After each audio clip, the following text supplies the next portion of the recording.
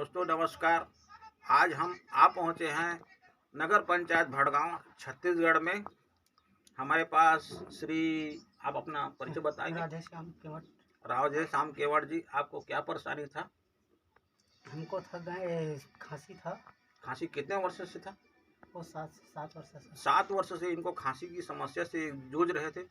तो हमने इनको एक बेनिफिट प्लस दिए हैं। सर, आपको कितने दिन में आराम लगा है, आप बताएंगे? ये मेरे को 25 दिन में आराम दिया 25 दिन में आराम दिया है। कितना % आप अपने आप को अच्छा महसूस कर रहे हैं? 80% हो गया है। 80% श्री राधेश्याम केवट जी को अच्छा लगा है।